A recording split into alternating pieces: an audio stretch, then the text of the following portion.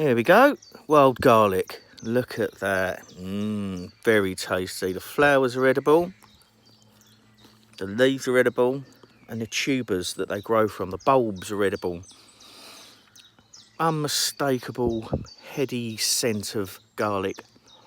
So tasty. You can pick all the flowers.